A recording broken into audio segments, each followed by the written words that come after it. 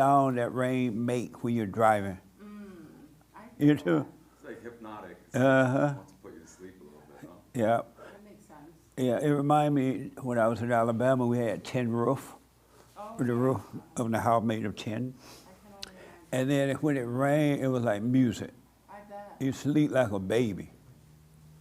That makes sense. When I become president, I'm taking off all roofs on homes and put tin roofs. We gotta get you in office.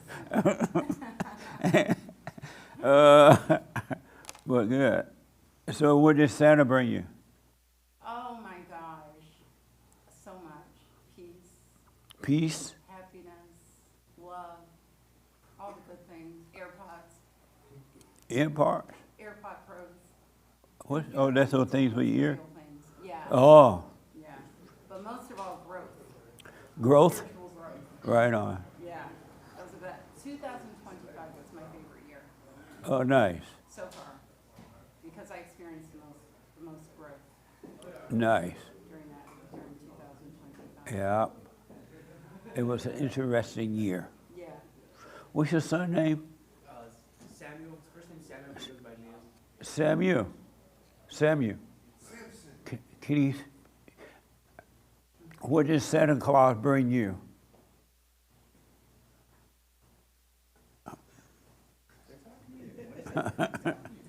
Did you get anything for Christmas?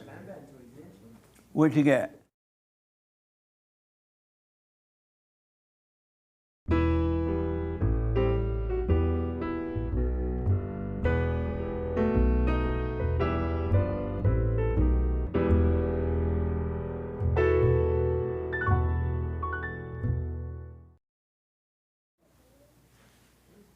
Good morning. Welcome to the fellowship.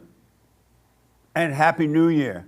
Merry Christmas, Happy New Year. I hope you all had an amazing New Year's. Mine was amazing. And you can get involved by going to our YouTube chat line, and Hake will pass on your questions or comments to me. Also, we have a new theme for this year. We have a new biblical question. We have everything. We're starting out on fire this year. So get ready. For those who want to overcome, good morning, y'all. Good morning. Happy New Year. Happy New Year. Yeah. How was your New Year's? It was good. It was What was good about it? what did I do for New Year's? I can't even. Oh, I just swung by my parents' house, visited them, and we barbecued a little bit, and then headed home with the kids and had some hot chocolate and stood up until the New Year. But 10 minutes later, that was it. I was out. Oh, you were up when the New Year came in? Yeah. Really? Yes, I made it. Yeah. Did you hear fireworks? A lot of fireworks. Yeah. Yeah. A lot of loud booms. Yeah. Amazing. But it was okay. It was okay. Well, I wish you well this year. Thank you. So, I think what I want to do for any questions or comments or anything? Yes, sir. I wanted to share, Okay. so I wanted to share like a highlight of my year, Okay. and it was reminded to me from last week when the lady brought up the Jesus movie, the Mel Gibson one. Right. Yeah, so when I first saw that as a boy, I didn't really understand what was happening, but there was one scene that stuck out to me, and it was when Jesus was on his knees, and then right before they were getting ready to torture him, he said, Father, my heart is ready, something like that. He said, my heart is ready, Father. And for some reason, that scene just like stuck with me my whole life. Like it was just the one that I remembered. And then this past Easter, I saw the movie again. And when I was a boy, I always thought he said his heart was ready for the physical torture he was about to endure. Right. But then when I saw the movie again last Easter, after working on myself, it was clear as day that it wasn't physical at all. Right. He was saying my heart is ready for the ego death. Yep. So Amazing. yeah, and then a couple months after that, I saw the movie. I was in the car one night, and I was just in pain. You know, thoughts were coming in. I was watching in agony, and I just had a moment where I was like, at that same moment, you know, from the movie, I remembered. I was like, you know what, Father, God, my heart is ready. Just whatever needs to be done, let's just do it. You know, let's just get it over with. And I kid you not, like if it wasn't a day after or maybe 2 days after, it's like some crazy things started to happen during the silent prayer, like things that I never thought I would witness, like supernatural kind of the rebuking of the spirits, if you will. That started happening, and it was getting crazy, and it just kept getting crazier and crazier. So that was kind of a highlight for me. How many people can say they witnessed something like that? So Right I wanted to share that. Amazing. And then what else did I have? Oh yeah, this like lover boy demon, whatever it is. It's just I'm going through that right now. So yeah, I don't know what it is. I just like fall in love with a new woman every 2 weeks. It's just somebody new. And You in love with another one now? another one. Really? Yeah, That was fast. yeah. And it's like each one is like prettier and younger than the last one. It's like it gets worse. But yeah, and I understand that I can't date this person, and I it's like my heart is ready, Father. Like just let it happen. I know the pain is coming. It's like building up right now. So I'm just waiting for that. So you can't date this new one you just met? Yeah. You cannot? Oh. Did you tell her already? No. Oh. The funny thing is I barely know her. Are you in love already? Yeah. You ever see the movie You in love with Scarface? her, you don't even know her? Yeah. What a mess. You know how in the movie Scarface when he says the eyes, Chico, they don't lie? You remember that scene? Yeah, so I'm just looking at the eyes right now, and it's like a communication without talking, when two people are attracted. So I'm just going through that. Nice. Yeah. So it sucks, but I can't do anything, right? I just have to bear the cross Absolutely. until this thing dies. Yes. Yeah. Good, man. Stay with it. Yeah, thank you. Are you a doormat? Did you become a doormat? That was a great question. Yeah, I've been more of a doormat towards the end of the year, I realized, and it's amazing. But I wanted to ask, while we're being a doormat, when do you speak up without resenting, right? Remember when you say that? Speak up without resenting? Right. So are we putting that on a hold for a little bit while we're a doormat, or do we still do that? Oh. Do we have any more doormats here? Oh, good. And I come back to that. Good question. Okay. And did you become a doormat? Yeah, I think so. It's a practice to be a doormat. And what does it mean to be a doormat? What does that mean to you? I didn't really think about it till after you said it, so it's only been 2 weeks. But I've had a couple experiences in the wild here, and out in public, where my ego felt like it was being insulted somehow, and the idea of doormat came to my head, and it's like it just helped me go through that without any problem. Like I felt the ego come up. It's pride. It's pride that wants to come up and be like, how dare they say that to me? Yeah. But then I'm like, nope, you're a doormat, and it just and it helps you transcend that ego. And you didn't respond? No, I didn't respond. Yeah. Was it hard not to? Not really, because that's a very helpful thing to say, just doormat, right? Yeah. So yeah, I noticed a couple people like workers that I was dealing with in retail shops and stuff like that, just little slights, and you're just like, what the, how dare they? And I was like, doormat. And even with my kids, doormat. Like it's just a good mantra to have while you feel the ego rise up, to know that you're a doormat. Right on. Yeah. Oh, amazing. Anything else? No. I met his kids for the first time. Have your kids ever seen black people? Well, what's funny about that is that, His daughter said, "Why are you so black?" yeah. So And she's white as snow. All of them. What's funny about that is they live in the hood with their mother, so they go to school with all these black kids. So I don't know what the deal was with that. And She afterwards, was looking at me. She's like, "Why are you so black?" afterwards, I'm like, "Your mama. Your mama black." no, afterwards I corrected her, and when we were driving home, I said, you remember when I told you to treat other people like you like to be treated? I gave her the whole thing, and yeah, that was interesting. I didn't think anything about it. It was funny. Yeah, But that's the first time a white kid ever said that to me, though. yeah. And I'm like, I'm not gonna be your uncle now. Well, my son was all over you. Yeah. How old is he? 3. 3. And they are so white. I mean, white as snow. So I'm thinking maybe they haven't seen black people anywhere. No, they have. Amazing. Yeah. Okay. Doormat, you had your hand, right? Yeah, I did. Yeah. Okay. Yeah. So you said it last Sunday, and I said I'm gonna stick with it, and I'm gonna follow through with it. And when later that day, I had my first experience of being aware and being a doormat. Because we have our identities, and our ego attaches itself to those things, especially how we grew up. And one of the things that I grew up on being around gang members is like the disrespect, and that was like an identity that I attached to, and so that I'm being aware of and I'm overcoming. And I've shared a little bit about kind of like what I have going on. And so anyways, I moved into my brother's house recently, and I have a dog. I have a Rottweiler. He's a big dog. And I was getting him out of my truck, introducing him to my brother's house, and I didn't have a leash on him. And my brother's neighbor, he told me to get a leash on him, but in a very aggressive tone.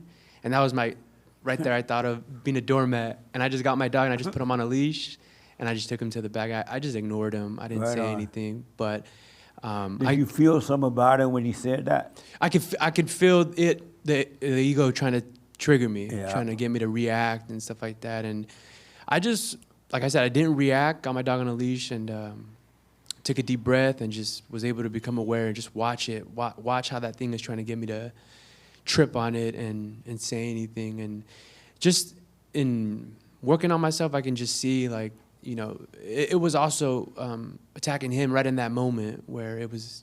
That's why he came at me so aggressive, because it was already attacking him and telling him to get me to get my dog on a leash. So I'm just I'm doing it. I'm just doing it, and Amazing. it's just interesting. Yeah. Nice. And any more doormats? Oh, cool. Did I see your hair? All right. Nick, Yeah. the anchor baby. Yeah. Did you become a doormat? Yeah, I'm doing it. I think so. I got maybe a little example for you. Like, for example, my window started leaking. It's been raining like crazy.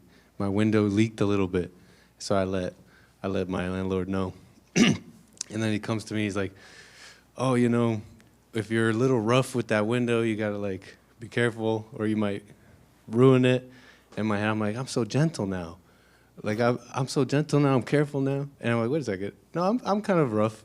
And I'm like, "Yes, no problem. Yeah, I'll watch that." That's all I said. I wanted to say defend myself, but that's just one little example. Nice. Doormat. Anybody else? Let me take here, and then I gotta move on. I have some more. Yes. Yeah, so, I'm a doormat. Okay. I got this email from someone. They're like, "Jesse, you said that doormat men or beta, what you call weak men beta, right?" He's like, "Am I supposed to just let everybody use me now?" That's not what's supposed to be happening, right? And we'll get to that, but go ahead. But at this point, I don't see any other choice, because you're either a doormat or you're like a slave. Because you're either a doormat or you live a reactionary life. You have to react to everything, and then everyone else controls you because they come at you, and then you need to react to it. So you're always reactive and you're controlled. But if you're a doormat, you cannot be moved. You're just still. And so, did you feel the pain of being a doormat? All the time. And But what then happened? I'm at a point where when people so-called attack me, it's almost like they're helping me now. Because then it forces me to pretty much see what's still inside. Yeah. And then it's almost like they're helping me at this point now, because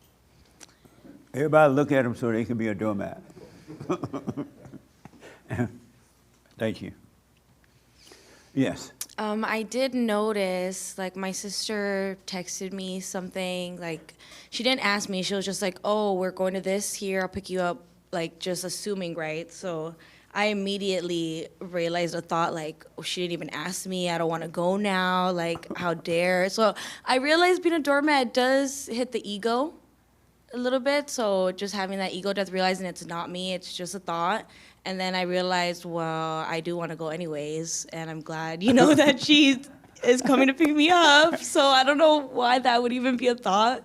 So that's kind of was my experience in observing trying to be a doormat, because I realized if I wasn't a doormat, I would have responded like, well, I'll just meet you there, or I'll see. I don't know if I want to go. And I wouldn't even think about it, just respond to it, versus realizing I had that thought, that the ego did come up, and I was able to just be like, I do want to go though. I don't want to just be home. So it was just interesting seeing how that's like not me and it's not what I want, but it's so easy to identify with it. Right on.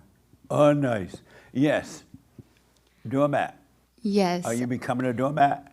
I am. I had a moment this week where I went to the mall and people were trying to pick a fight with me. At the mall? Yes, they knew me. They recognized me from my job. So they tried to pick a fight with me, and I wasn't upset. I didn't even realize they were mad because I was just going through my life like I normally do. But I was with my sister and I was with my friend, and they were more mad about the situation than I was. But I just handled the situation as I could. I responded to them with the questions they asked me, but I wasn't mad. I didn't feel anything about it. I just let them do what they wanted to do, and in that they started fighting with my sister because she was giving them, I think, the reaction that they wanted me to give them. Yeah. And in that moment, I seen my sister just that whole day be so upset about that situation, and I let it go the moment that we walked out of the store. And just knowing that I could let it go and not hold on to that situation the entire day like my sister did, it makes me want to be a doormat because I don't want to feel anything about something that I cannot control. Right on. Yeah. So Amazing. it was amazing. Nice. Stay with it. Let me take here, then here.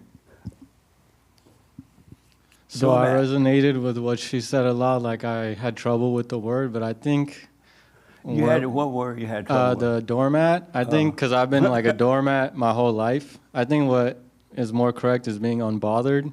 Because like if you're just a doormat, you welcome it in, you like try to people please and all that stuff. And I don't think that's right. Like, was Jesus a doormat? I think he was the opposite. He was a warrior. He fought for us, so we don't have to fight. We can just let that, I think Jesus was the opposite of a doormat, actually, He was? Yeah. Or wasn't? He was. Oh, okay. So, but he did that for us, so we don't need to fight. So we don't even need to be anything. We could just be unbothered by everything. And so you had a problem with being before, a doormat? yeah, a lot. And like these past few weeks, I've just not anymore. Like, I'm not a doormat. This year, I'm not going to be a doormat. What a mess. Yeah. And how were you a doormat before, if you can give me an example? Like, people would want me to do something that I didn't want to do, and I'd say, okay, I'll do it. Like the dog leash situation, if that was me, I would be like, this guy's just crazy. I'm not going to let it bother me. Okay. Amazing. Yes, sir. A doormat, right? Yeah. Well, so I had a situation a couple months ago where my coworker, who I'm like his manager, he, I told him to stop being idle, on the job there, and then he basically just like freaked out on me, started calling me all these names. And that was the second time that's happened in the course of like a year, basically. And then so it happened a third time, and it's just like super like out of the blue, basically, like just like whoa, like all of a sudden. And I was like, man, I don't like being called a stupid dummy,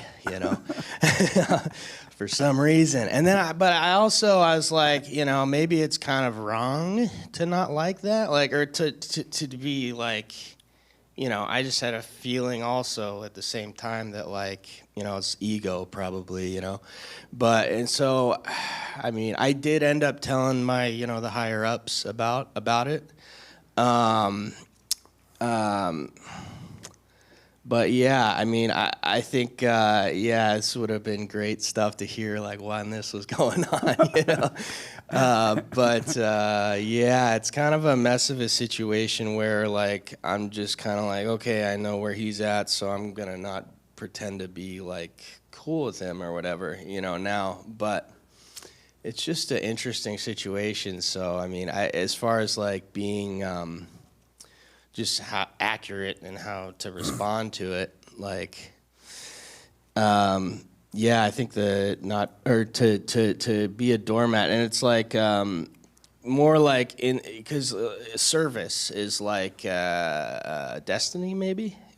I don't know, but and maybe we're all here to decrease the suffering so are you of going everybody. to become a doormat? Sure. Sounds good. All right. Amazing. Thank you.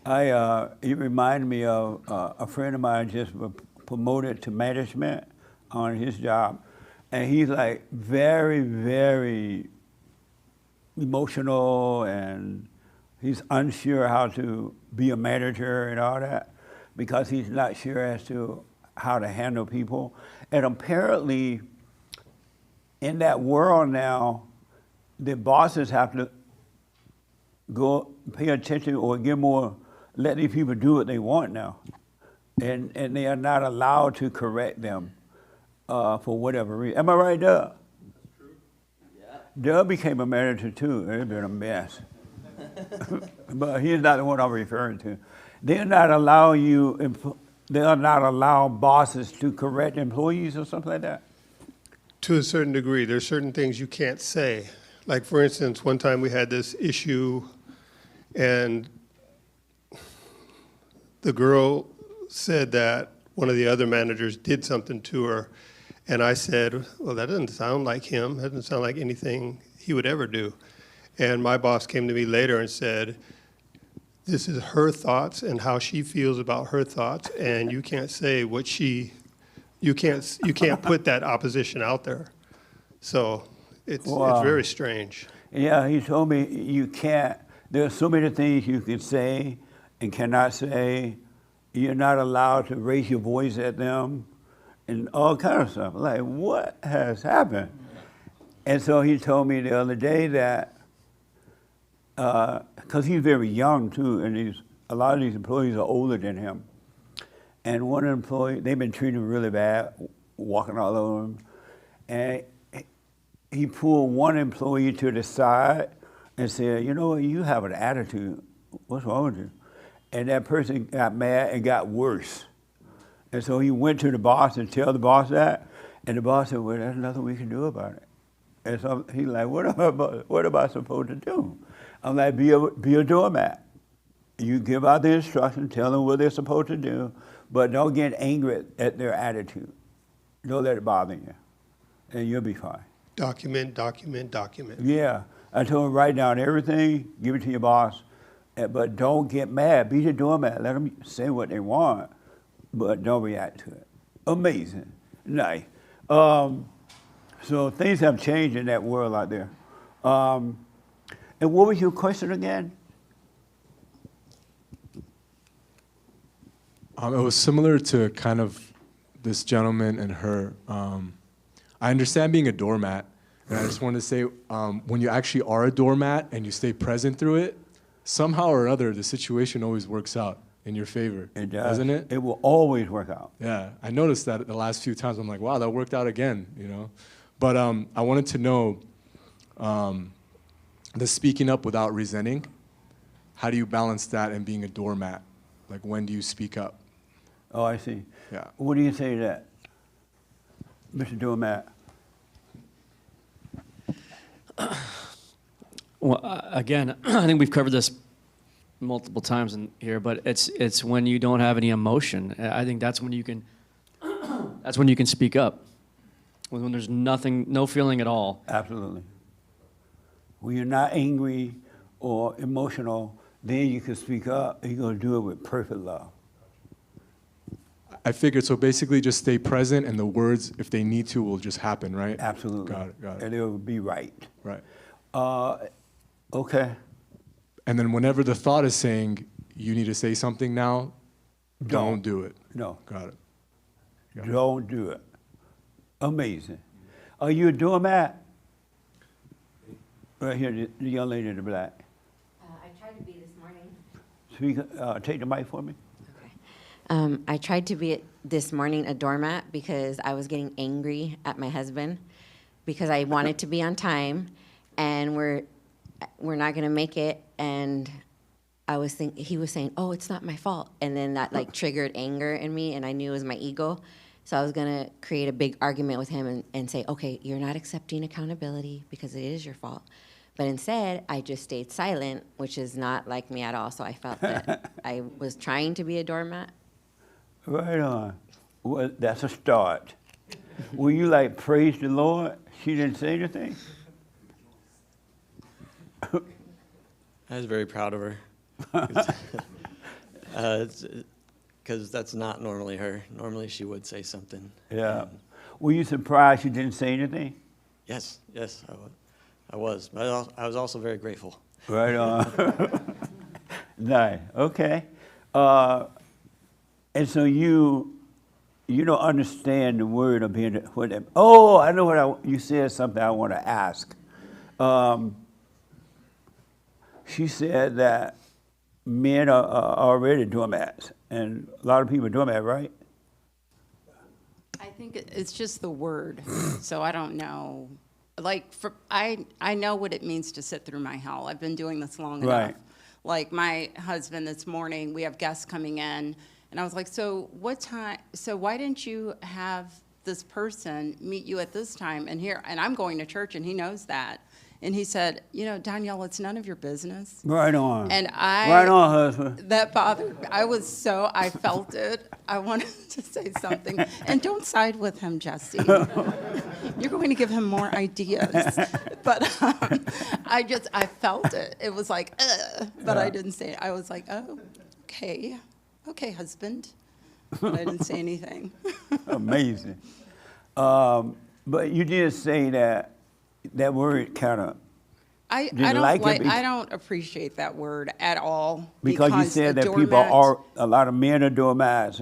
Yeah, it's like people are able to walk all over you. I said that's why the world is in the condition it's in, Bates males, all of that. Yes. Oh, okay. And I stand behind what I said. You stand behind it? Absolutely. Ooh, somebody's challenging that. Yes.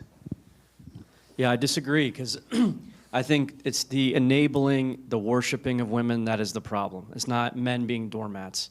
They're not just emotionless and speaking up. They are actively worshiping and enabling these women.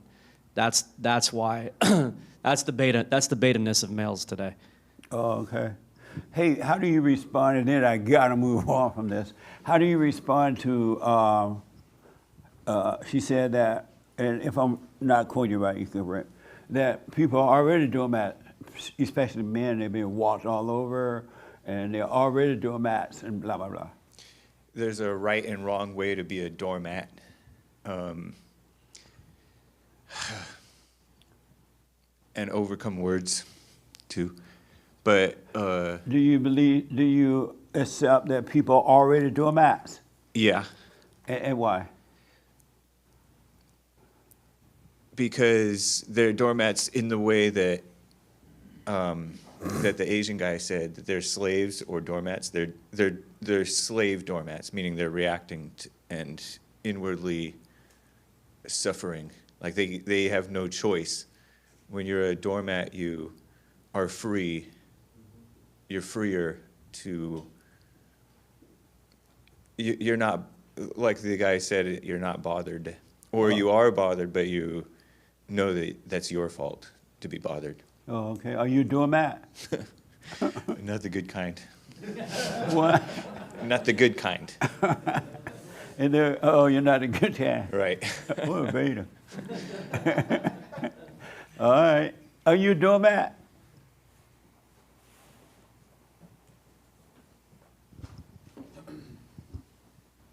I have to agree with Hake. I'm one of the bad kind as well. Oh, you are? Yeah. And why? Why am I the bad kind? I guess I'm a people pleaser. You are? Do you know your wife hates you for that reason? Oh yeah. I'm sorry? Yes. Yes, I know. What is it like knowing that she hates you for your weakness? Most of the time, I just let it go. I just try to let it roll off my back. I don't try to let it bog me down. Why don't you overcome it? Well, I don't know that I can overcome. I guess we're talking about two different things. I don't know that I could overcome her anger and hatred towards me. It's just I just deal with it. I just deal with it. Her hatred toward you? Yeah. You just deal with it? Yeah, I just deal and with why? it.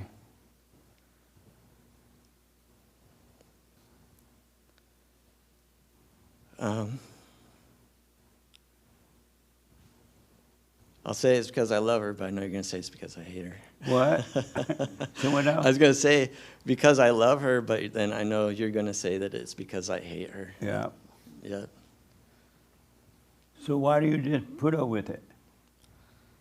For peace. For peace? For peace. For peace or peace? Peace. But you don't have any peace. I think at times I do. At times? Yeah. Were you drunk? If it were that easy, huh? I'm sorry? If it were only that easy. But you're trying to keep the peace and you're only making it worse.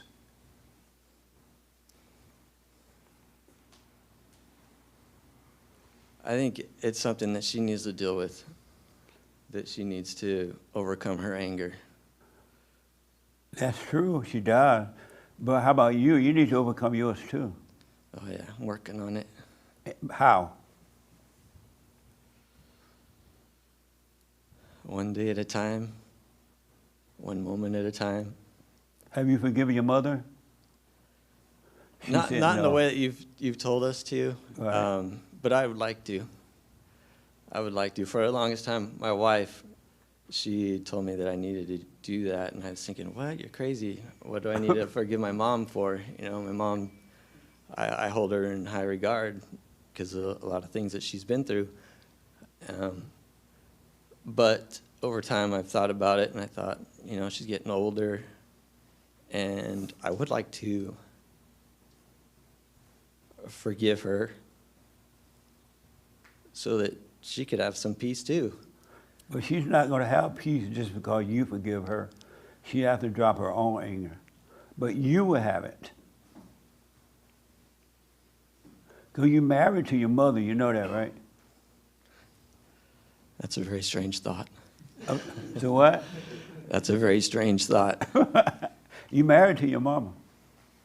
And you the boy, and she's the mama, and the mama hates you.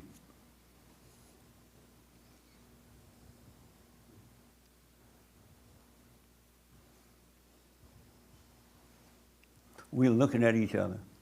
It's a stare down. Did you know you were married to your mama? I think there's some aspects of my wife that are similar to my mom. My mom was a nurse. My wife really would love to be a nurse, but she's not.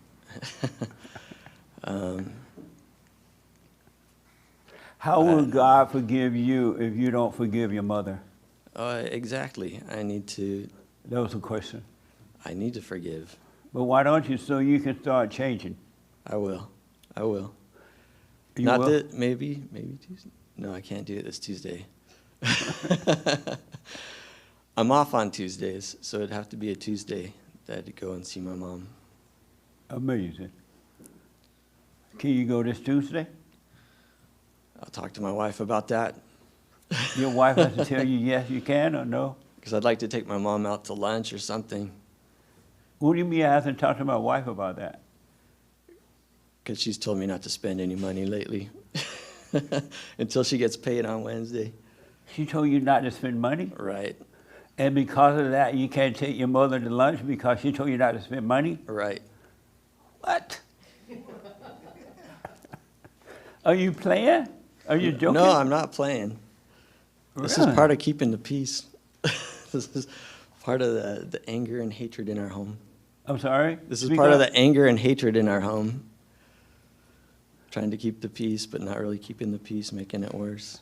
Yeah. That's right. It's part You of have being children? the bad doormat. You have children? Yes. And how old are they?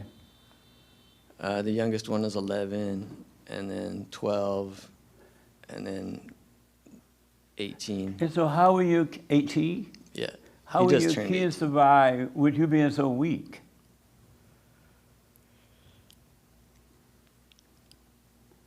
They're doing okay. I No, think they're they could not. do. I think they could do better. They're suffering. Yeah, I think we're all suffering. You are.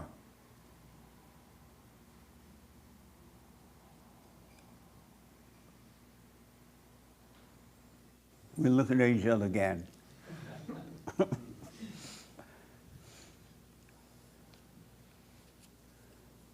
What are you afraid of? What would happen if you stood up to your wife?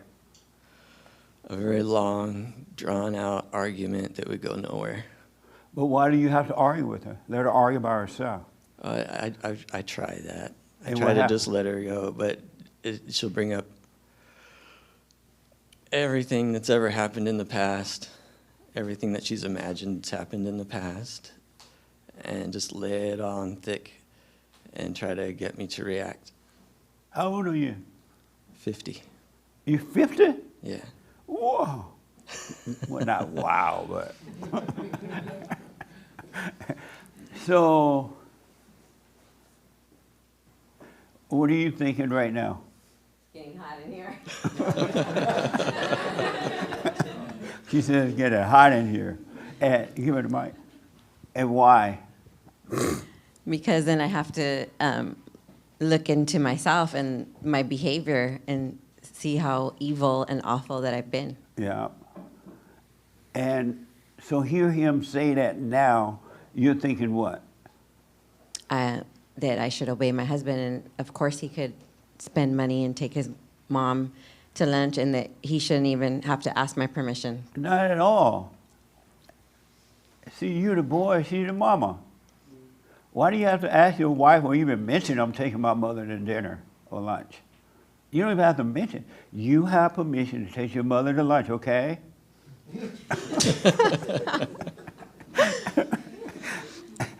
That's ridiculous, man. What happened to your mother destroyed you?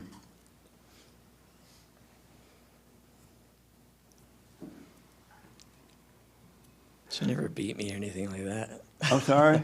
She never beat me or anything like that. But she destroyed your spirit.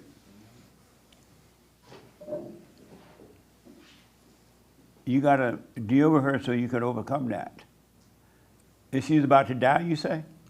Well, she's old. She's getting old. Well, hurry up and do it before she dies. Yeah. So go Tuesday and do it. Okay. I'm sorry? Okay. So why are you so mean? 'Cause I'm evil. Why not overcome it and start catching yourself so you can stop? Because you affected the children and everything. I'm working on it. Have you apologized to your children for being that way? No. And why not? 'Cause of my ego. Amazing. How long you guys been married? I think it's going to be 13 years this You- year. You think so? Mm-hmm. Amazing.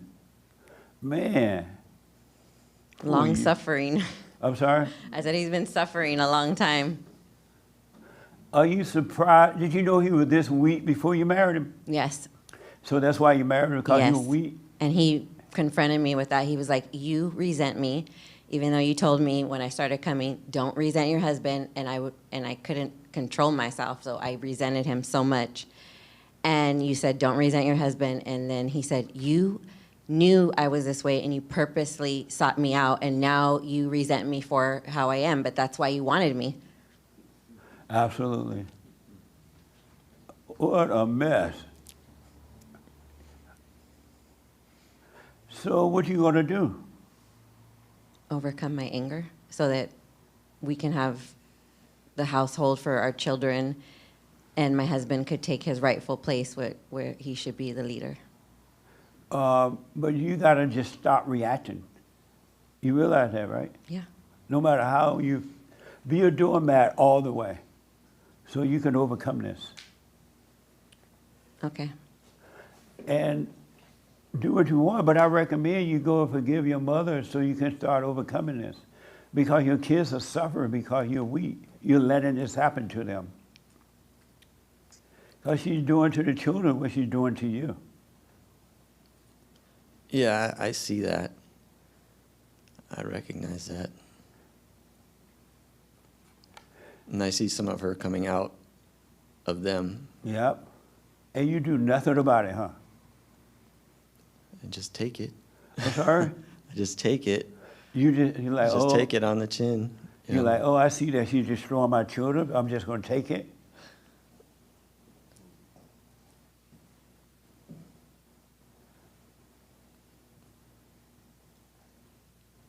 What is it like seeing that she's destroying your children too?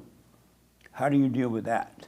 Well, I know it's not all her fault. I know that a lot of it is my fault. It's not your fault for the way she act. That was already in her. But it's your Not fault. not being able to bring her down a level, or trying to think of the right way to put it, but not being able to, I guess the way you say it, protect them from her. Amazing.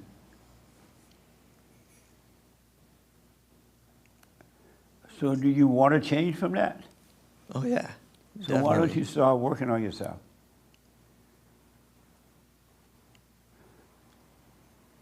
Yes, I will. I'm sorry? I will. And you got to start by forgiving. Forgive your mother. Your mother is not an angel.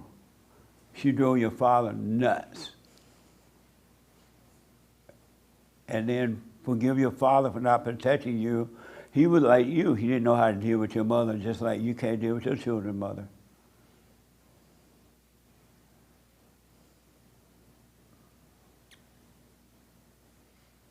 What? I guess you're waiting for me to say something. I can ask my wife. I'm not a man of many words. I don't speak very often. Amazing. Okay. You're getting a real treat today. I'm sorry? I said you're getting a real treat today. I'm actually speaking up. Right on. Is she going to yell at you in the car? I don't think so. You hoping she doesn't? I don't think she will today. Does she make you cry? No. You No. never cried? No, I don't cry. I'm not a crier. I'm sorry? I'm not a crier. Oh, good. Okay. Well, forgive, do the silent prayer, you'll be fine. But you got to start working on it because she can't change you. Only the Spirit of truth can change you. But you got to forgive so that God can draw you in and start changing your nature. I look forward to the change. It'll happen if you work, I promise you. But you got to work on it. How you feel right now talking about it? I don't really feel much of anything. You know? No. Look at No. everybody judging you because you're 50 years old. They're like, It doesn't matter. I'm sorry? It doesn't matter what they think. Oh, it does? Right on. Okay. They're not judging, I'm just playing. I'm only joking. What a mess. And last word. You want me to say? I'm just saying. I actually feel good about it because hearing him say that he's gonna forgive his mother, and it makes me feel like our household is gonna be so wonderful. And you know, because I was trying to be a doormat this morning, and I recognized within myself like it's just your ego. He said some word that supposedly triggered me, but I just let it go. And you know, like you're saying, were you gonna yell at him in the car? Yeah. I think it was like a week or two ago, maybe a week ago, I spent like 2.5 hours yelling at him. in the car, and I think he probably just wanted to crash it just to get away from me. So You spend 2.5 hours yelling at him? yeah, Non-stop? nonstop. Wow. So I already know that that doesn't bring us peace, and it has nothing to do with him. It's just all about me and my ego. So Yes. if I am a doormat, then that's going to lead to peace in our home, peace for the children, and it's going to be very empowering. Stop judging him. You knew he would weep before you married him. You knew you were going to be able to control him. And so stop judging him so you can be fine. And apologize to your children. Okay. Are they all in counseling already? One of them is. I rest my case. What a mess. What is it like knowing you destroy your children?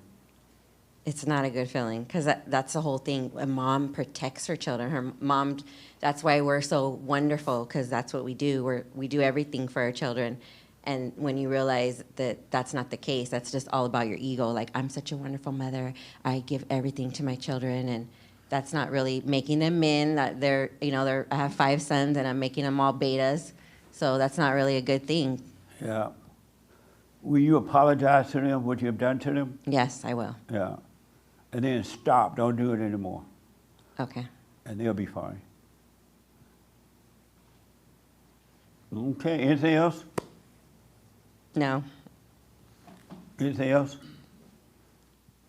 I'm feeling very optimistic. I'm glad we came. It was her idea to come today. Her idea? It was her idea to come. Yep. And I'm No. glad I could be here. Right on. Well, start working on yourself, man. You don't have to live this way any longer. All right? Thank you. You're welcome. Amazing. Nick, give me a napkin. Yes, sir. In my experience, forgiving my mother did not change my relationship to women.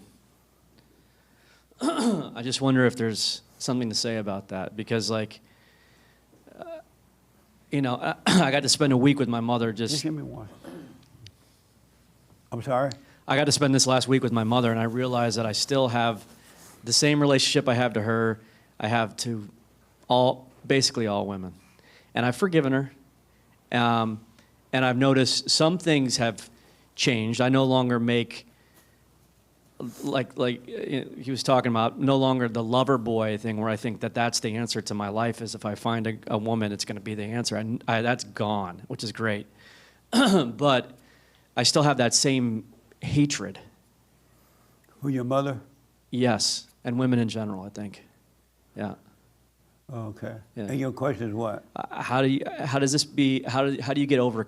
overcome it if you've forgiven them? I've came to my mother. I've apologized to her, like you've said, but this has not left me. Tell them what to do. So understand that whatever hurt you're feeling is your ego, and the person the woman that hurt you was not actually hurting you. They're only hurting themselves. And understand that just like you're going through stuff and you have issues that you need to work with, they also do. And by letting that go, you realize that everybody's trying to find themselves in this world. And it's all ego. Once you let it go of the ego, you realize that, they didn't really do anything to you. And that's what I did. I intellectually, I know all this. It makes perfect sense. Yeah. But there's something in me that is not intellectual. Does your mother know you hate her? Well, we've had this conversation. Yeah, I mean, we kind of joke. Do you know that? We kind of joke about it now. But no, I don't think she. And no. And I'm kind of just realizing that I still have it now as we speak, and I hear everybody else. It's just like, it's just. it's a total lack of respect, I think, and then, which I'm like, okay, that's hate, that's hatred, right? It's a total like I don't anything anything she says. I hope she doesn't watch this. God's sake. Anything She's she watching. yeah. Anything she says, I don't value. It's just like a little child, basically. That's how I feel. Amazing. Yeah. Yes, you had your hand in it? I did. Yes. This is so interesting.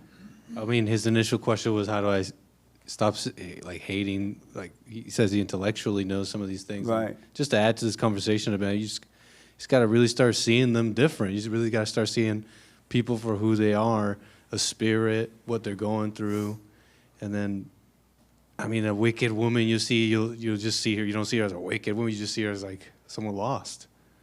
And you'll maybe even go around and see a woman, you're like, that could be my sister, that could be my daughter. I mean, you just got to see them for who they are, I guess. Oh, okay. Let's go to Hitler. Could it be that you've been this way for most of your life, and these things that you're feeling and thinking are just so ingrained in you that they keep coming up, and you just need to now you know how to be aware of them and watch them? Could it just be that you've been doing this most of your life and muscle memory is amazing, and those thoughts and feelings just keep coming up?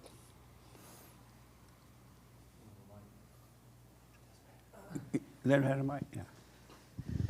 Yeah, I do agree with that. But it's clear to me now that this is a spirit. This is inside of me. It is not something that I can just be like, well, she could be my sister, or or she's going through the same stuff as I am. It's like this is like deeper than that. You know what I mean? So. Okay. Yeah. Amazing. I saw a young lady, somebody over here first, right? Yes. Wow. Well, I thought it was interesting how you said like you just don't find anything interesting that your mom says. Is that correct? That like what you said, like you don't value anything. He doesn't value what she says. Yeah, her opinion, anything. It's just, and that's probably the same with all women, honestly. Okay, that's interesting. I would just say like you can't help yourself. Obviously, that like you feel those feelings towards them. They also, speaking as a woman, we also can't help ourselves. That we're into those things or whatever.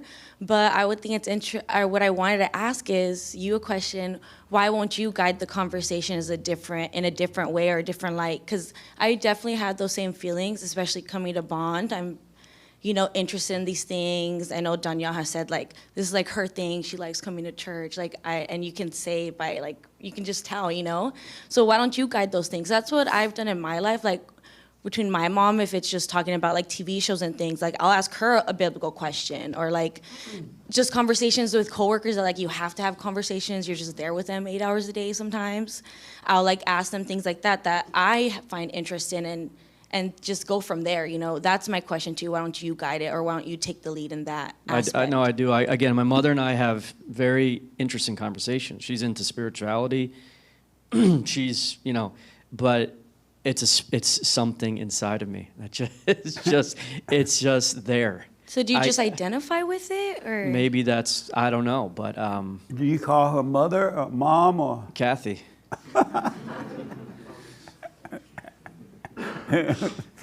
He introduced me to his mother, and I thought she was a co-worker or something. He thought she was working for me. Yeah, taking care of my kids. Yeah. I was like, are you the employee? She's like, no, I'm his mother. I'm like, you his mother? He's like, yeah. He just doesn't treat me that way. Something like that. He called her, what do you call her? Kathy. Kathy. Yeah, I just He's introduced like, you this as is Kathy. It didn't register that I would need to introduce you, like, so you would make that connection. I had never seen her before. And I knew I was going to be meeting some of your workers too, right? So I thought she was one of the workers. Yeah. This is Kathy. I was like, oh, okay. And then I found out later she's his mother. I'm like, you the mother? He's like, yeah. He doesn't like me. Something like that. What a mess. So what do you think about when she said leading the conversations? No, again, I do that. You said I'm that, not yeah. completely, I'm not I can have a normal conversation and I can have an Right. interesting conversation with any woman, but deep down, there is that there. Oh, okay. Amazing. I understand. What do you mean by as a woman we can't help ourselves, you say? Well, just no one can help themselves. I don't But know. what do you mean by as a woman we can't help ourselves? I would say it's also hard having conversations with guys and with men. You know, And in that's the same way because he's you're a woman? not because I'm a woman, but I would say how we don't have same interests sometimes, or I would say a lot of guys are just all about sports and like things like that, and I'm just like, how? Like I just do not understand it whatsoever. I don't understand how, like you said, she's like a child. I like talking to kids, so it's just a little. I would think that's like a But good she's thing. not a real child. She's a grown up. His mother's not a kid. Yeah, but you could see like, wow, she can't help herself. Like she's still a Right. little kid. Like that would be not endearing, but it would just be something interesting to observe. And I just think it just sounds like you don't like living life. I don't know. It just sounds like you're not like, wow, my mom's like that. That's crazy. Or you could say, I'm not like that. Or I used to be like that, Or I would say not as a woman, I guess as a child, as a former child who's trying to mature and grow up, I guess. A young adult. I would just follow the thoughts, I identified with them, and I would just have such random conversations. People would just be like, what are you even talking about? Just because I would be like going from one thing to one tangent to one in my own head. Let me ask you And this because of time. What do you think about this couple situation? I love that they're able to talk about it. I love that it's not emotional. But what in defense of the woman, I guess, again, as a woman, I would just say that I feel like she's just trying to survive, What do you mean? Like she's trying to survive. She's trying to take the lead because he doesn't take the lead. So she's like, well, or this is just my thought. I obviously don't know. But in my, I guess, not expertise, but just from being in relationships and stuff, I feel like sometimes when the guy doesn't take the lead, you have nowhere to go, whatever. So she's just trying to survive and hang on, I feel like. So she's trying to just survive by destroying him? No, she's trying to survive by taking the lead, and by taking the lead, it is in fact destroying him. But I feel like she is just trying to survive. So. But she knew he was like that before he married her. Okay, I guess sometimes what I can take is women want to be the leader, but then 5-10 years down the road, they're like, okay, I don't want to do this anymore. Like they don't have that longevity. Whereas a guy, I don't know, they just have more. They could just do it. It's just easier, I'm like, it just seems easier for them. But as a woman, in the beginning, you want to do that and you think it's it, but there's no, like, you can't, it's not sustainable, I guess, Okay, I got to move on a little faster now. You want to respond to him about the young lady next to you, your sister. And then I'll take you. And then I'll move on. Yes. Okay, you keep saying to Colin that you hate your mom. Who is it inside of you that hates her so much? Like, who are you? I mean, there is a spirit inside of me that hates. That's what it is. But then why do you call it you then? I don't. You do? You said, I hate my mom. Well, I just for can't conversation stand it." purposes. Oh, but okay. but So then- I'm noticing that what my question is, why isn't that spirit leaving me? That's the okay. question. And why? Because you're still identifying with it. When you're talking to my sister, you keep saying, I hate my mom. Even in the you're identifying it with it because you're saying that's you when it's not you. It's the evil spirit inside of you. I think, fine. It's also for conversation purposes that I say I, but there is definitely some identification with it too. That's also true. Yeah. Amazing. Right on. Real fast, because I got this thing going by too fast. What? I'm curious why you think that you hate, in the sense that, there's plenty of people if they say something to me, I don't necessarily value their opinion, but nothing becomes of it, right? So why is it that are you overthinking it a little bit? Why is it that you think that Because he feels this hatred whenever he sees her and talks to her. I get that, but now he knows how to get over that. No, it's not about my mom. Right. It's not about my mom. Not at all. Okay, so the world of women. I don't value women, but so. I understand how you have a feeling with that, but how do you know that you're just not supposed to practice being aware of those feelings and overcoming them? No, I think I am, but I'm driven by this hatred. Nice. What a mess. One more person, then I'll respond to you. Yes. With regards to this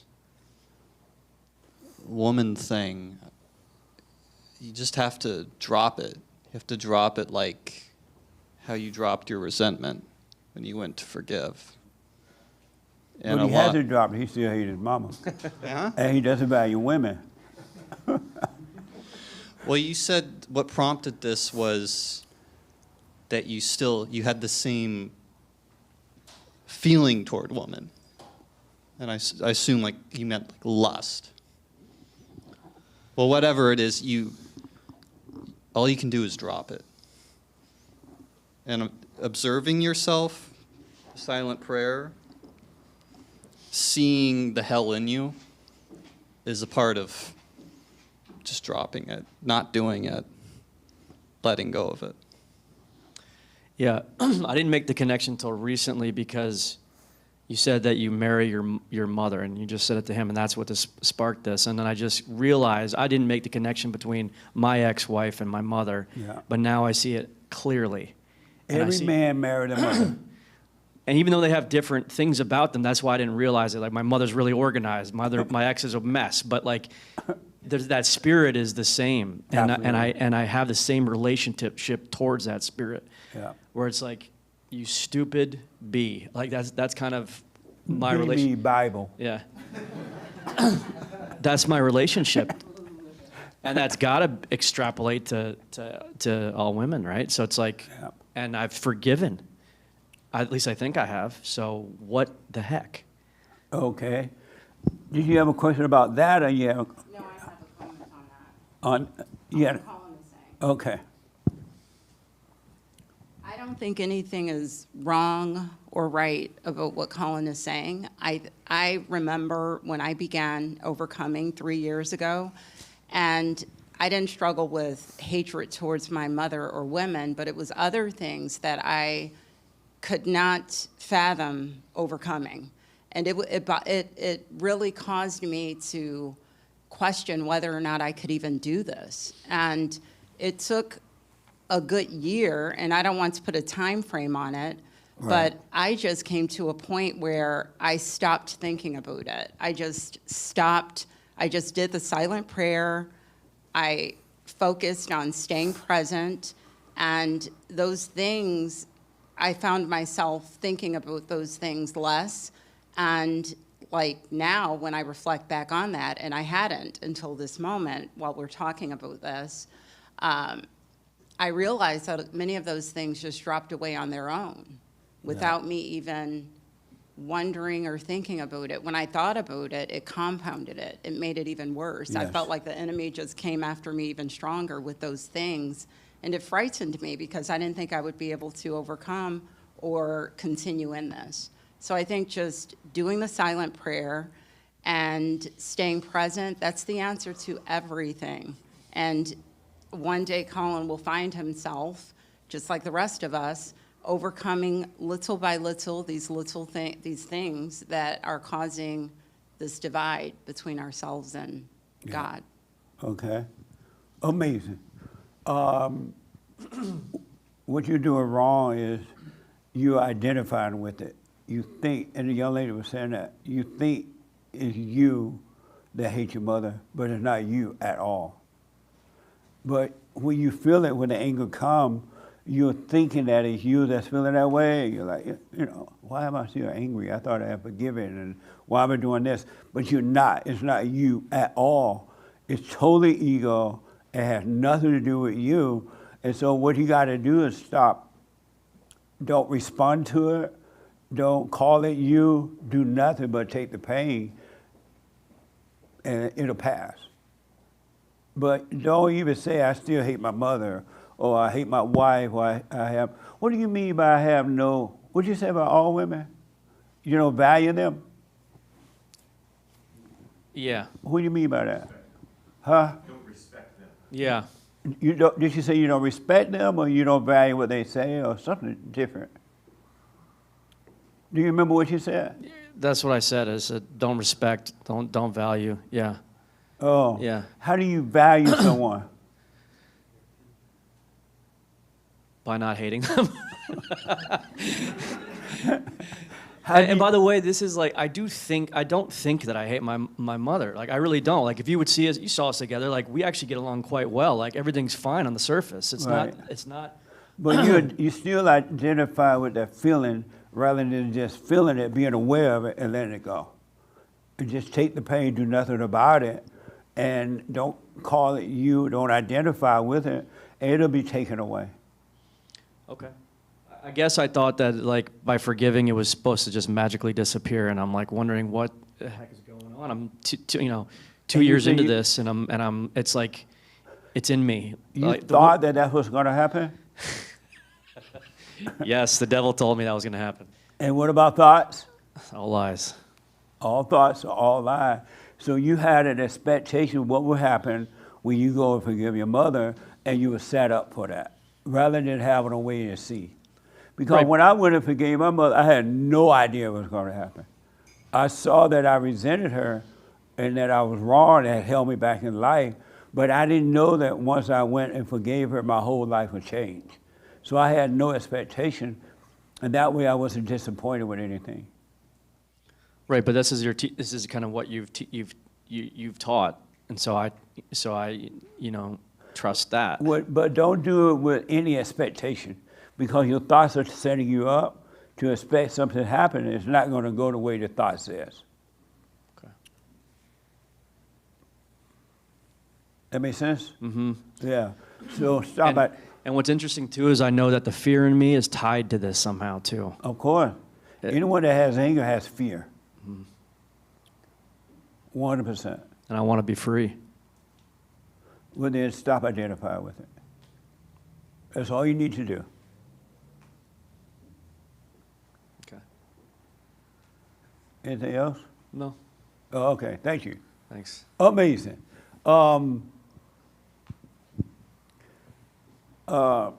James, let me see. Who has a Bible? On the phone.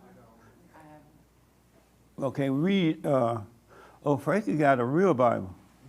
Is that a Mexican Bible? Read Romans 8:2 for me.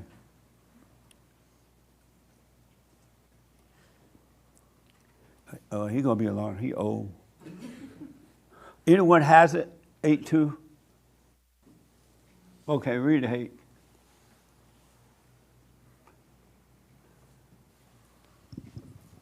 Have Derrick to come here for a minute. Derrick. Romans 8:2, for the law of the Spirit of life in Christ Jesus hath made me free from the law of sin and death. Nice. What I want you to know, Derrick, are you a doormat? Yeah, I'm a doormat. Yeah. And why do you say you are?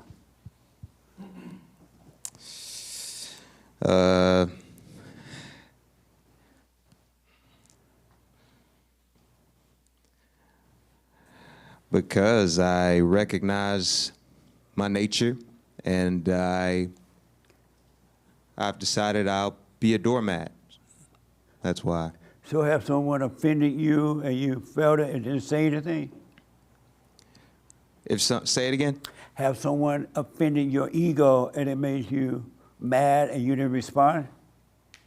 Right. I'll do what I can not to respond. Okay. Nice. Yep. Okay. What I want you to know is that we have all been conditioned. From the moment we pop out our mother's womb, we are conditioned by our parents, by the teachers, by the world. We are told that we have to act and be a certain way. We have to act a certain way, put on a personality a certain way, and we've been lied to. And because we've been conditioned, we believe the thoughts about our conditions. Whatever the thoughts tell you about yourself, you believe it, and then you react to it. And so that's what's going on. You've been conditioned, you're reacting, and you're controlled by the emotions of your reaction.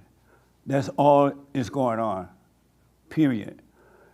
Your actions are keeping you in hell, your thoughts are keeping you in hell, and your condition is keeping you in hell. That's why God said that you need a new nature. He will give you his nature.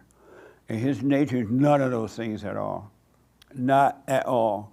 And what they say about when she said that most men and other people are doormats anyway, you cannot be a doormat when you know who you are. You're only a doormat because you don't know who you are. That's why you're doing that, doormat, because it's based on what you think, how you feel, and your action. You believe your conditions, and that's what keeps you in darkness. But what you don't know is that God has sent his son, and he freed us up. His whole thing was about overcoming the human condition. Christ's thing was about that. That's why he said that if you want a life, you must die from a life. Keep my commandment, pick up your cross, and follow me. But you got to pick up this cross, and you got to let it happen, let it die. You got to be a doormat. You got to stop defending it at all, because there's no one there to defend. You're defending an illusion. It's not even real, because you believe the thoughts. The thoughts are not real. They're just setting you up. They are evil, and they're coming from a spirit of evil, but they're setting you up. It's not even happening to you at all. You cannot control a real man or woman who has overcome the ego. You can't touch him. And so even with that weakness that she's talking about, that's not even you either. You're neither weak nor strong, but you've been conditioned to believe a certain thing, to act a certain way. And if people don't do it your way, you judge them. You judge them. If they don't think and act like you or think like you judge them just like that. It's all ego. Those thoughts are lying to you. We have been freed. Christ said that all of our sins have been forgiven. You're not even a sinner, and you have never been one. You've just been told that you've been one, that you're one. You're told that the moment you pop out of your womb, you're a sinner who needs to be saved. And when Christ said, all your sins have been wiped, he came and wiped our sins away so that we wouldn't be sinners. We would be sons and daughters of God. But you've been told that you are. And you've been working trying to overcome an illusion, trying to become a non-sinner. It's all in the mind. The sin is in the mind. Christ says something like, and I may quote this wrong, when a man looks upon a woman and he lusts after her, he's already sinned. It's in the mind. You overcome the mind, that idea and desire about sinning won't even be in your mind. You won't even think about it. It's in the mind, it's not even real. You're not sinners. You are sons and daughters of God who have been turned away from him when your parents screwed you up. That makes you angry and whatever. But you're free. That's why all these assignments that I've been giving to you, catch the first thought, watch be a doormat. If you do it, you're going to see that these things are really not happening to me. They're happening to the false me. And Christ never said that if you want to be born again, you must what did they say? Believe that Christ died on the cross. What did they say? How you be born again? They say you're supposed to confess with your mouth that he died and rose again on the third day. And what do you think about that? Oh, I don't subscribe to Yeah. that. Christ never said that. Christ said, when he was asked, how do you enter into the kingdom? How do you enter into the kingdom within? He said, keep my commandment, love me, love your neighbor, pick up your cross and walk, and you will become my brother, you will become my sister. He never said, you must confess Jesus, your Lord and Savior, and believe that he died on the cross, and being born again, you become a Christian. He never said that. He never said that. He said to love one another. Because what you don't know, and you will know if you do this, you, the real you, is of love. You're not of hate. The false you is of hate that causes you to judge yourself and other people. The real you is of love because God's nature is love. And Christ said we're his brothers and his sisters. He is of love. He died from this ego thing that we have to die from so that we can do it too. He had to go through it so we can go through it. But we are not sinners. We're not saints. We're not right nor wrong. We're not hateful. It's the spirit in us. That's it. That's why you got to stop calling yourself that so you can stop identifying with it. It's all in the mind.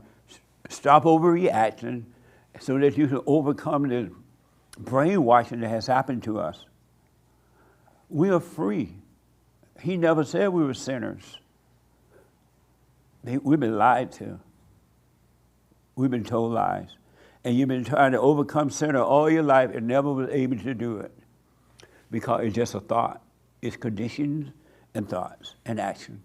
So you got to stop doing that if you want to be free. Really. It's all in the mind. And you believe the thoughts, and because you believe them, you react to them. Oh, why is that person looking at me like that? I can't believe that. Now you want to fight. But you are free. You're only a slave to your mind. That's all it is, and emotions. If you're not going to read anywhere in the Bible where it says that if you want to be born again, you're going to read in the Bible who said it was Paul and John. They said that. Christ never said that. They said it because the Bible has been rewritten so many times, and the people are just saying whatever they want to say now. Whatever they feel to think, that's what they put in there. And they got us thinking that in order to be born again, we got to confess Jesus as our Lord and Savior and all that. The only reason Jesus went to the cross because the people hated him. They hated who he was because they did not understand him. The Jews hated Christ because they were still waiting for a son to come. And Christ said, I'm already here. I'm the son. And they didn't believe it. And so they hated him. And he was influencing the people, and they were losing control over the people, and they didn't like losing that control, so they crucified Christ. And that's what's going to happen to you as you overcome. The world can't control you. They're going to put you on the cross because they have no more control over you. And then you're going to love them. Christ said, forgive them. They know not what they do. They can't see, right? And that's the same thing happened that we're overcoming, not being able to see. So other people are treating you the way that they're treating you and themselves because they can't see. They just can't see. But we have to love them anyway. Christ loved everybody because he knew it wasn't them, it was in the mind. Satan had their mind. So Christ came to save us from our mind, from our thoughts. He didn't come to save us from anything else. He wanted to change the way that we think because he knew that the people were possessed by evil. It's all in the mind. All thoughts are all lies all the time about anything. That's why they're constantly telling you things. They don't want you to stay present. And this is why you are divided. Because when you're in your thought, you're divided. You're thinking about the past or the future or what's going to happen, all that mess, right? But when you become one, meaning no longer one with thoughts, you're going to be one person, one whole person. You will no longer be divided. And then you're going to see that everybody has the same problem. They can't help themselves. And you will not judge them. You will love even your enemy. But you got to be one. You got to be whole. And you're never going to become a single person as long as you're living in your imagination. They're setting you up. And Christ came to save you from that and give you a higher consciousness rather than this low-level consciousness where you think it's you. And you worry, and you have doubt, and you have fear, and you have this and that. That's lower thinking. Christ came so we have a higher consciousness, the mind of God. And you can have it, but you got to start believing this stuff.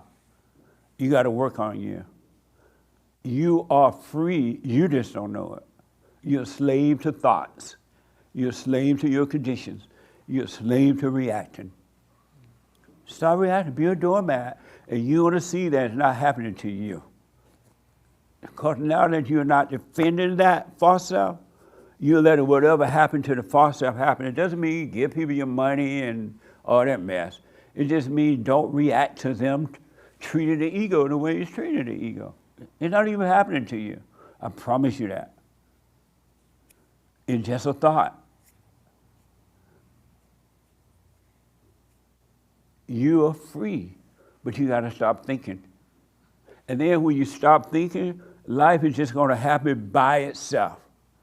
It's just going to happen. One thing after another will happen. And when you stop thinking, everything will be fine. Your life is already laid out, and it's perfectly laid out. Christ said, be perfect as I am perfect. You are perfect. This thing is just an illusion.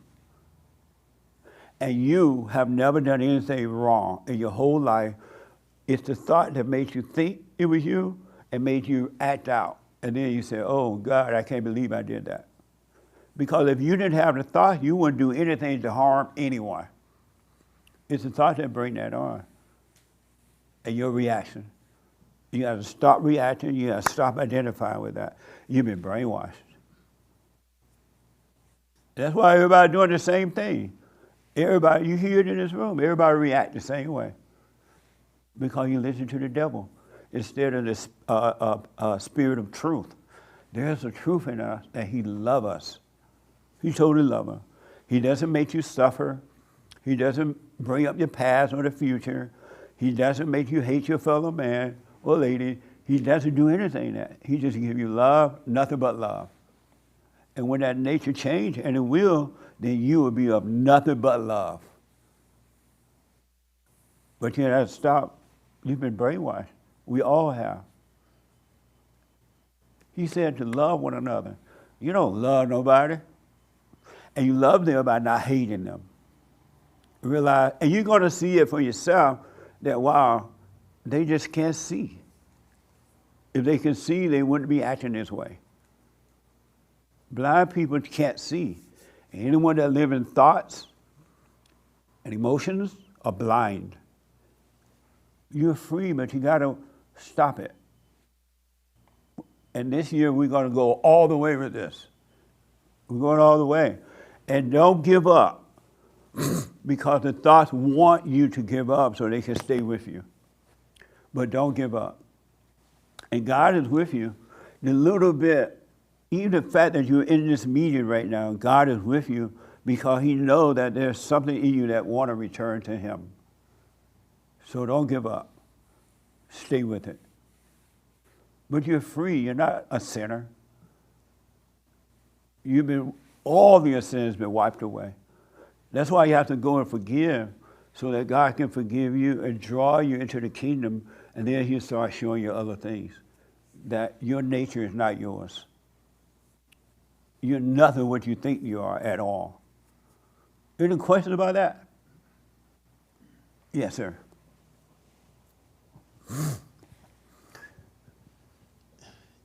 Yeah, I have a question about not identifying with, I guess, the thoughts. For example, any vice that I may not want to do, I'll see the thoughts come and I'll catch them, but then they come back the next day stronger, and then they come back a month later stronger. And you said don't give up, but I've given up every single time. I always, I guess, relapse for whatever reason. My question is, will these thoughts always come, and then you just come to this realization that they're just thoughts and you kind of just watch them, or will the thoughts eventually go away? Eventually, you will have no thoughts. They will go away. And right now, the reason they keep coming back because you're not conscious of them at all times. All the time. You got to practice being present at all times. When you're washing the dishes, when you're making a meal, when you're walking down the road, when you got to be present. And then eventually you'll catch them and they'll disappear. And eventually they have to go and make a home in someone else. There will be no thoughts. So catching the thought and it disappearing, how do I know if it's the thought disappearing or if I'm consciously blocking out that thought? By simply being aware and do nothing. Don't try to avoid them, don't run from them, don't hide from them. You want to see them. And seeing them is the light of God that allows you to see them. We can't see thoughts on our own because we're so one with them. We can't see them ourselves. So the light comes in and it will show them. If you stay with it, it would allow you to see that you're not your thought. So you just stop identifying and that you have nothing to do with it. Okay. And so for now, you really have to go in and out of them 1,000 times a day. Just be aware of that, but don't call it you. And always keep your mind where your body is, and you'll be fine. Just don't call it you. And when they come back, because you want to see them and they know it, that you want to overcome, they're going to come back with a vengeance. They're going to come back strong on you because they're fighting to stay in you. They live in human beings and they don't want to leave you, so they are going to get mad. They are going to act out. At some point, you're going to feel depressed. You're going to feel whatever, right? But then right after that is amazing. It's the light. And it's not you, it's them leaving you, and they don't want to leave. And don't call it a relapse. Just realize you didn't see it. Don't put a name on it. Sure. Just realize you didn't catch that thought and come back to present. Don't judge yourself. Have no conversation with it or anything. You just come back to present. Thank you. You're welcome. Are you doing the silent prayer? No. You're not? No. Well, how's he going to help you if you don't stay with him so he can help you? I guess it's one of those things where I'll do it on and off. And, to answer your question, I don't know. So the Spirit of Truth will not help you if you don't do what it tells you to do. It's not going to help you if you don't do it. If he said, stay present, unless you do that, he can't help you. He's not going to help you. He's not like human beings. Human beings, okay, come on, I helped you. But the Spirit of Truth, it has laid the law down, and we must follow the law. You got to do the silent prayer. You got to practice being present. I do practice being present, but I'm not consistent in the morning at night. I guess it's kind of just a thing that I do throughout the day, but I don't set aside time to do it every single morning and night. And why not? My pride. Yeah. The spirit of evil doesn't want you to do it.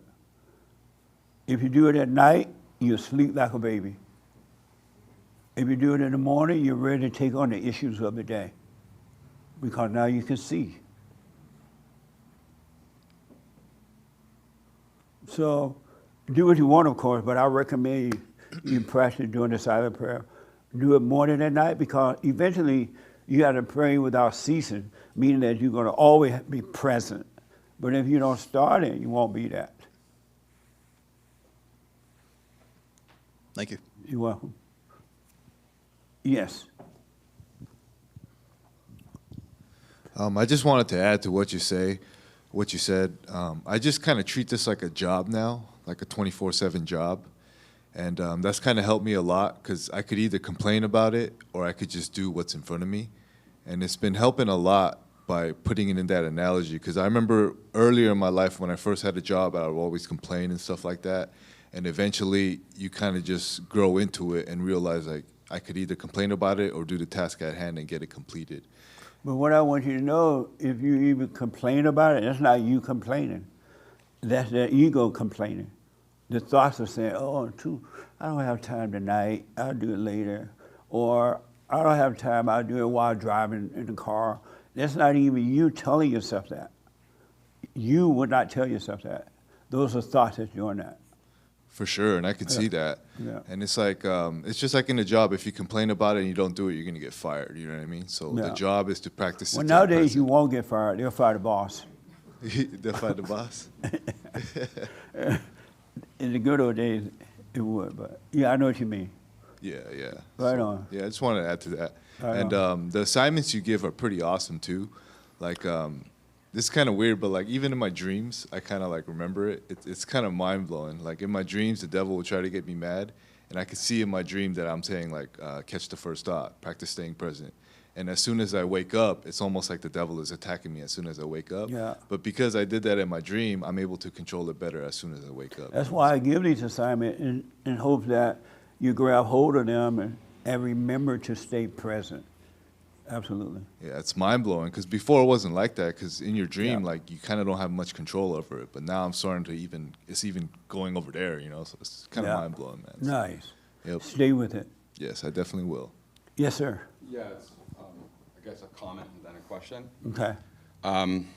So yeah, what I really like about the weekly practices, like catching the first thought or be a doormat, is because it gently reminds me, like when I practice it and something clicks, it reminds me where the battle is. Like being a doormat isn't about this battle against another human who's disrespecting me and my reputation. But if I really do the practice, instantly I'm like, oh, I'm in a battle with the spirit inside of me, not this guy right now. Absolutely. And it kind of reminds me of the Bible quote that you just said. It's like along that lines, like we're subject to the law of Jesus, not to sin and death. Is that what you said? Right. Yeah, earthly things, physical things. So, and then the other thing about like, I would normally listen to you and I'd get these expectations because I listen to you every morning. And I go, oh, well, Jesse said this will happen. Jesse said it's going to be like that. So then if it's not happening for me, I think I'm doing it wrong. Yeah. And then I want to call you and be like, oh, how do I do it? And then you make fun of me or something. Or, you know, it's just this whole... Have no expectation. Yeah. It's a thought giving you the expectation so that when it doesn't go the way they tell you, like, look, it's not working. See, there, it's not having, you thought this or that. Leave no, you can't have anything. Let everything go. So... Let everything go. What helped me is because I came here last year for the first time, and I thought I was so awake and so... Never think that you're awake. Yeah. Thinking that you're awake means you're asleep. How does a non-thinking person think that they're awake? That doesn't even make sense. Someone taught me a long time ago, like, knowledge of an experience is nothing compared to an experience of the experience. Yes. So it's just keep doing it. Little light bulbs come on. I don't want to try to explain it in words, but just it happens, you know? I'm grateful for that. So the question I had for you, though, is can I ask God to remove the thoughts? Or is that like what do you have to say about that? Bless you. Like when that thought comes, can I say, God, remove this? If you want to, but you don't need to ask. Okay. The fact that you're doing this silent prayer, you're letting go, and he's taking over. But if you want to ask, there's nothing wrong. but you don't need to. I don't need to. Okay. But thank if you do it, no big deal. All right? Yeah, thanks. Yeah. Yes. I saw your hand earlier. Did you still have a question or comment? I think it was for Colin's thing. Oh, okay. Yeah, we pretty much covered it, but I just think you honestly just can't do anything about it, your condition. You just have to follow the instructions, and then eventually it will happen. And you have to wait. What was that poem? Wait without being tired of waiting. Yeah. That's all you could do. Yeah. Amazing. Any question about any of this? You are not a sinner. All of your sins have been wiped away. The problem is the Bible has been rewritten over the years, because the Bible, I guess, has been around for a long time. And different people write different things when they write. And so they have us thinking that what the Bible is saying is true, not knowing that they wrote it in the wrong way, based on their ego or their brainwashing. But there's nothing wrong with reading the Bible, but don't read it to remember. And when you read the Bible, you're going to see, if you pay attention, that Christ never called you the things that the people who rewritten the Bible and teach. He never called you those things at all. I thought Christ said the way to be born again, you must just confess Christ as your Lord and Savior. He never said that in the Bible. So what I did over the holiday, I went in like a bear. Where do bears go? When they hibernated. And I had so many invitations to go places, I did not go. I just stayed home, and that's just stay with me. And because I wanted to know, I just want to stay with it. And then Colin invited me out, and I had promised him to meet his family, and he called me up. I tried so hard to get out of it. He like, you don't want to see the kids? Okay, man, fine.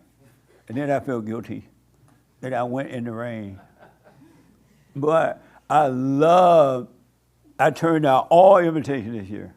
And I just stayed by myself. I didn't even go see my family member. They're like calling me up, offering me sweet potato pie and all kind of stuff. I was like, okay, I'll be over there Wednesday.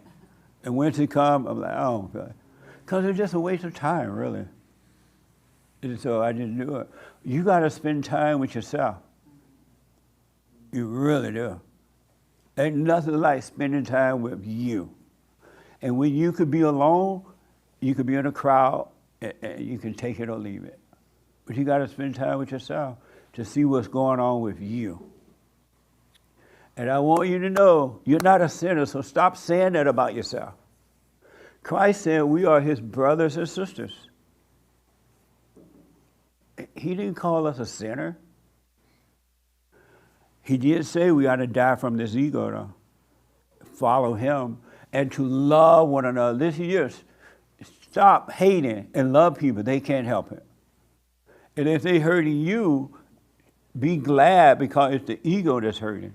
It's not you. And just know they can't help it. And you should do it. Yes, sir.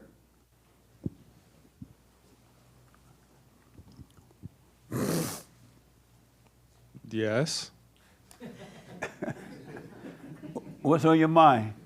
I'm just hearing you out. I think you've been spitting facts for the last hour. Amazing. Nice. Any question about any of what you just heard? Do you see that you're not a sinner? Not yet. Anybody? You never agreed. When did you agree, I want to be a sinner? I have this great life, but let me change it. I want to become. I never agreed to be a sinner. And I remember thinking as a kid, when did I become a sinner? I don't ever remember saying, my life is so great, I want to be a sinner. You didn't make that decision. You were conditioned. You were conditioned. You got to overcome the condition by stop identifying with thoughts and emotions and start reacting. And I promise you, you'll see who you really are. You're sons and daughters of God. Christ is our brother. Our brother came in a body, but in the spirit. He said, my Father and I are one. When you overcome these thoughts, your Father and you will become one. You become one. But you got to overcome your father, the devil. Stop believing it. All right? Yes, sir. Last word. No, I just wanted to start reading the Bible. I wanted to see if you had any suggestions for what version. I'm sorry? If you had any suggestions for what version to read for the Bible. I read the, what's my Bible? New Jerusalem Bible. New Jerusalem Bible. Yeah. Thank you, Jesse. It's real clear and kind of written in the right way. It's not all the these and the thous and the that and the whatever. Is this your first time here? I was here many years ago. Oh, okay. Any question about anything? No. Okay. You're on the money, honey. Right on. Yeah. I just want to, I'll say real quick. Thank you. You said something about how you're going to know. You're going to feel like you're dying. You're going to feel like you want to get out of this situation. If you stay with the thoughts, like Jesse says, you'll see that they run deep into the body. It really does. And it burns. It feels like it. You will know because you're like, I want every cell in your body will want to escape. Don't. Stay in it. Let it burn. Let it die. And then it goes deeper and deeper and deeper. And then you get to a point where it's like this infinite expansion. And it's like everything I've ever thought's been a lie. None of it's true. None of it. And there's two, Jesse's right. I'm either in one kingdom or the other. Yeah. That's it. That's the only, and That's the only thing. Christ shows us the way to get into the kingdom of heaven. It's a bridge into it. And regarding the hatred of your mom, I get it. I suspect if you don't run, when the hate, this is my humble suggestion, when that hatred comes up, that flashpoint, that's the moment of opportunity to stay with it and go take your attention and go deep into it. And underneath, if you turn over that rock, will be a coiled snake. There's something underneath there, that hatred. There's some story of victimization that you're still carrying. And I know this because I've done this to myself over and over and over again. I'm the victim. There's some ancient story that I'm not aware of that I've been telling myself that's been causing my thoughts, feelings, perceptions, ideas, and actions. But if I have the wherewithal, and it just takes attention. That's all it takes is your attention. It's effortless. I just have to not move and not act on the thoughts. Absolutely. That's it. And do nothing. Don't do anything about it. Do nothing. And you will get to a point where the world doesn't even matter to you. Really. It won't bother you. You won't try to prove anything to anyone. You will just live your life. And you have people you hang out with. You have fun. You still enjoy life, but you won't be it. You can take it or leave it. It will change, I promise you that, but you got to stay with it. You got to die. Christ said, keep my commandment. How can I enter into the kingdom? Keep my commandment. Love me, and then pick up your cross and walk. Follow him with the cross. That means listen to him, stay with him, and stop thinking about women and men. You're not supposed to be thinking about, will I get married? Oh, I love this woman. I love that man. You're not supposed to be thinking about that because you're putting that before God. Whatever you're thinking about, that's become your God. You're only supposed to think about truth, and the truth will work. God knows about relationship. If he wants you to have one, he will give you one, and it'll be perfect. He's like an expert. I talked to him the other day. He's an expert. He's an expert on relationships. And the relationship he put together, they last until death do you part. But the one you bring yourself from here, and those emotions, they're never going to last. You're going to catch nothing but hell because you put it together based on a thought and emotions. So don't think about that kind of stuff. You're not supposed to. And then things will be fine in your relationship. You won't even have to make them work. You're not supposed to try to make a relationship work. They either work naturally or they don't work. It doesn't need your help. If you put any effort into making a relationship, any kind of relationship work, you chose that relationship. Now you try to make it be what you want it to be. And then you fight. All right? Last word, and then I got to end this. You answered it. Oh, what was it? I was going to ask if you get into a relationship that you know wasn't from God, is there any hope in those relationships? No, zero hope. Oh, really? There's no hope in a relationship that does not come from God. No kind of relationship. There's no hope in it. It's only lead to destruction. Because the devil gave you that. There's no hope. And you'll And know. don't think it's going to get better. It won't get better. And you'll know those relationships that come from God by just not knowing? Yeah, by not thinking about it. Okay. Everything would just happen on its own. So you got to drop her. It ain't going to work.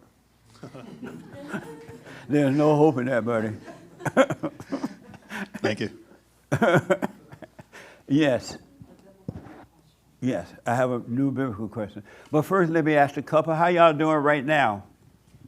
Amazing. Yeah, what do you think about all what you've heard?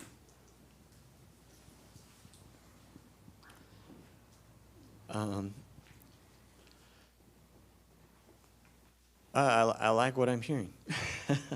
Good. You like it, thinking then the Father will take it from there. Thinking about Jesus and you're saying take up your cross. He says take up his cross. It makes me think of the scripture where he talks about the yoke, where That's he says, right. just place all your burdens on me because Yes. my yoke is easy, my burden is light. And I'm thinking, how can he say that when it's like everything's heaped on him?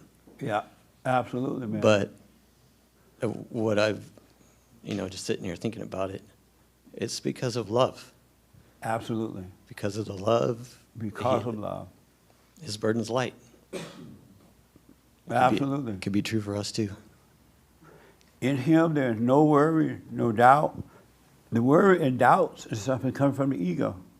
It's not coming from God. It's not coming from Christ. It's in the ego. You think you know what you want, and he is love. And in love, there's no nothing. Everything's fine. Healing and everything is fine. But you gotta love your neighbor, your enemy. Meaning, don't try to make yourself love. Just know as you wake up that these people can't help themselves. They're doing that, so I'm not gonna lash out at them. I'm not gonna fight with them. I'm not gonna argue with them because I know they can't help it. I'm not gonna judge them. They can't help it. I was blind and I couldn't help myself. Really. They couldn't help it. But absolutely, it's all love. Love is love, real love, and it's amazing. It's a light unto your feet. Even more than that. It's amazing. Yes, sir. So go and forgive your mother Tuesday. Don't tell your wife. And you can spend money for lunch. All right, I will. Let me know how it goes. Okay. All right? Are you scared knowing that you got to do it?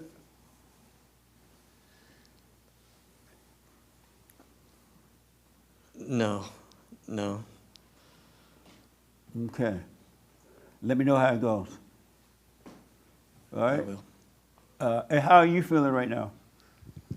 I was feeling scared for him because I knew that he's going to do it on Tuesday because which I know you're not supposed to have an expectation, but I'm worried about his mom's reaction. And what gives you the right to worry? Nothing. So why are you doing it then? Not sure. But when you were saying stay time with myself, right? All thoughts are all lies all the time. And I always want to be busy. Like I always have to go somewhere, do something, have a task to accomplish. And yesterday I didn't go anywhere, but I was like wanting to, I got to go to the mall. I got to go to dinner. I got to go here. And I just stood home and just had to lay there and be nothing Yeah. and think nothing. And then this morning, I got up and I said, I want to go see Jesse. I want to go to Bond. And he's like, okay, let's go. Right on. And look how it is. Amazing. Amazing.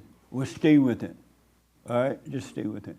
Amazing. So, listen, God never called you a sinner.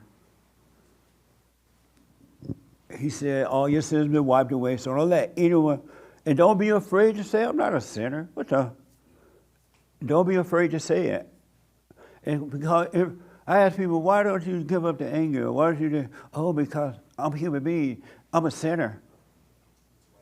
I'm like, what the? Don't call those things that you're not. You're not those things. All right?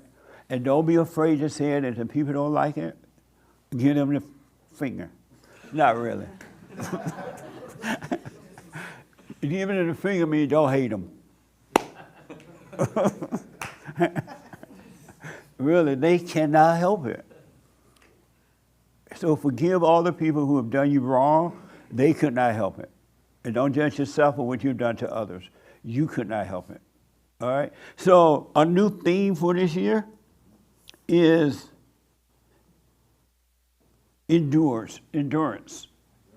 Right, Hake? You got to endure this year. You got to endure whatever happened to the ego, let it happen.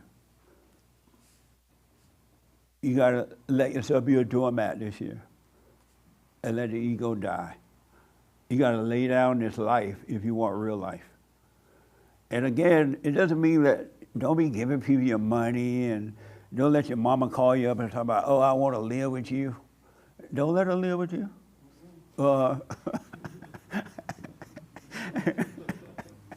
She'll follow you to West Hell. And so you got to endure. Watch these thoughts, and so as you were saying, they're going to feel awful at times, really. But you're going through the shadow of death. You got to go through hell to get to heaven, all right? And so we got to endure this year. Any question about that? Endurance. A brand new biblical question is what, Hake?